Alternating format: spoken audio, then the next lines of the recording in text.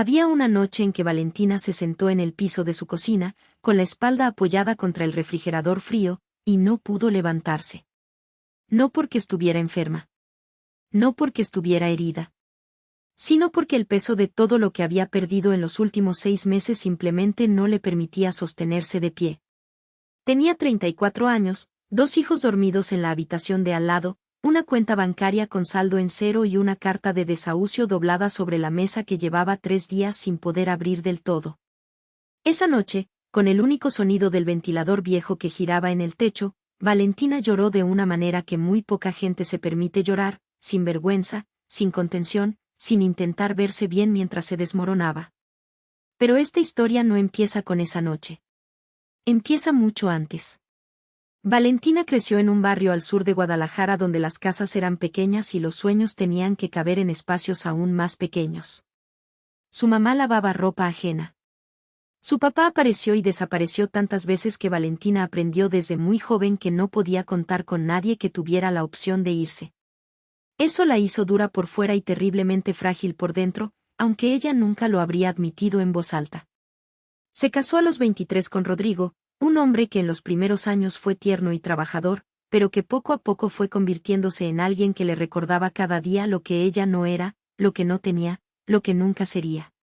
El matrimonio se fue vaciando como un vaso con un hoyo en el fondo, hasta que a los 32 años Valentina tomó la decisión más aterradora y más valiente de su vida, irse.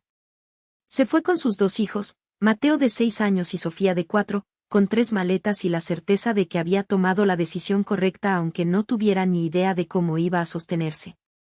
Consiguió trabajo como asistente administrativa en una pequeña empresa de logística. No era el trabajo de sus sueños, pero era suyo. Pagaba un departamento pequeño en renta, mandaba a los niños a la escuela pública de la esquina y algunos domingos se compraba un café en el Oxxo y lo tomaba despacio, como si ese momento pequeño fuera un lujo enorme. Porque lo era. Y entonces la empresa cerró. Así, de un día para otro. El dueño firmó la liquidación un martes por la mañana y para el jueves Valentina estaba en su casa con un finiquito que no alcanzaba para 3 meses de renta y sin saber qué iba a decirles a sus hijos cuando preguntaran por qué mamá estaba en casa un día que no era fin de semana. Eso la llevó de regreso a esa noche en el piso de la cocina. Pero aquí es donde la historia cambia. Porque Valentina, después de llorar todo lo que había que llorar, hizo algo que parece pequeño pero que en realidad fue el primer acto de una revolución personal, se levantó, se lavó la cara y abrió la carta de desahucio. La leyó completa.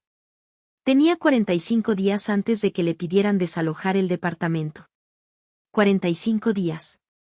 No era mucho, pero era algo. Y ella decidió que iba a hacer algo con eso. Al día siguiente fue a hablar con su vecina doña Carmen, una señora de 60 años que hacía tamales para vender los fines de semana. Le pidió que le enseñara. Doña Carmen la miró un momento, evaluándola, y luego sin decir mucho le pasó un delantal.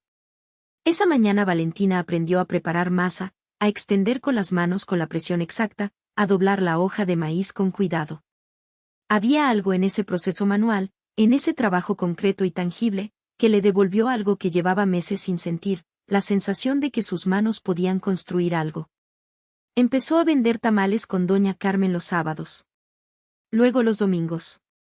Luego entre semana los empacó en recipientes de plástico que compró de segunda mano y empezó a tocar puertas en las oficinas del barrio.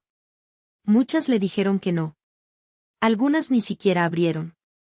Pero algunas dijeron que sí, y con esos síes Valentina fue armando una pequeña ruta de clientes que esperaban su entrega cada semana. Los niños la ayudaban a doblar servilletas y a poner las etiquetas que Mateo había diseñado a mano con sus crayones.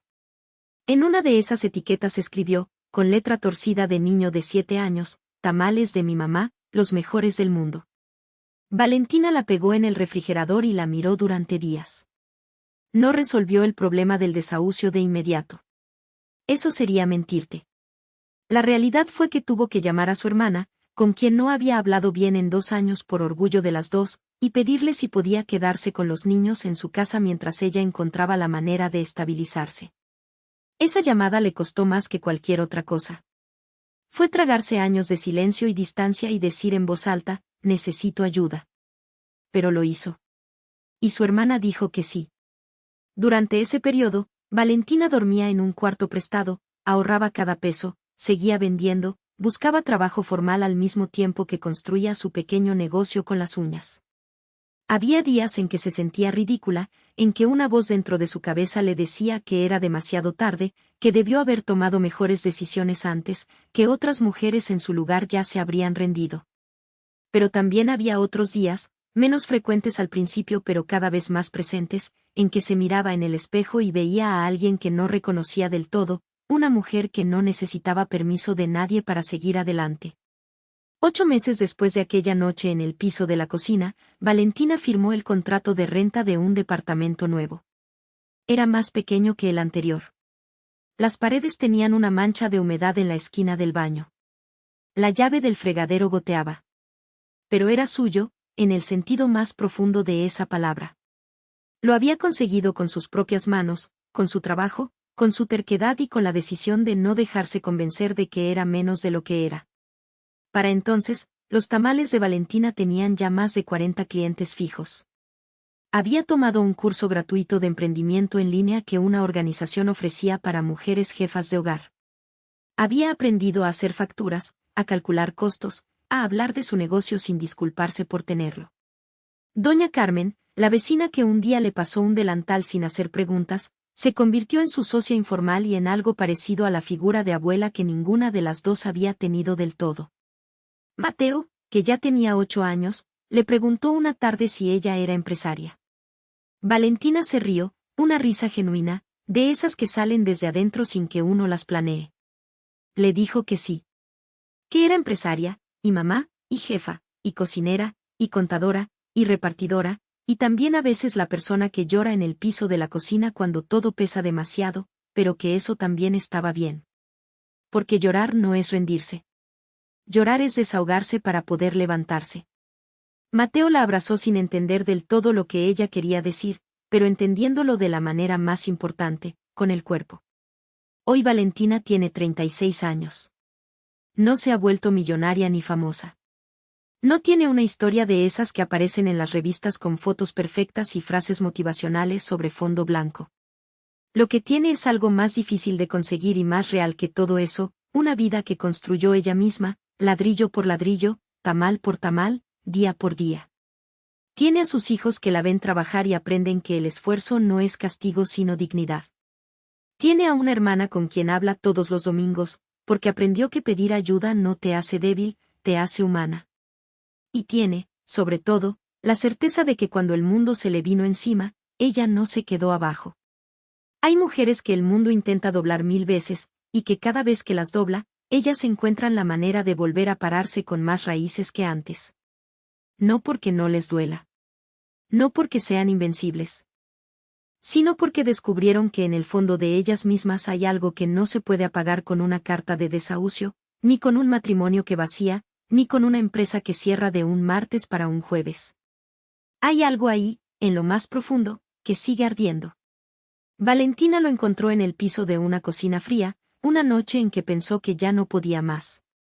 Y ese fue el principio de todo.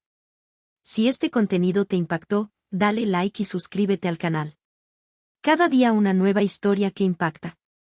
Y no te olvides de compartirlo, nunca sabes quién necesita escuchar esto hoy.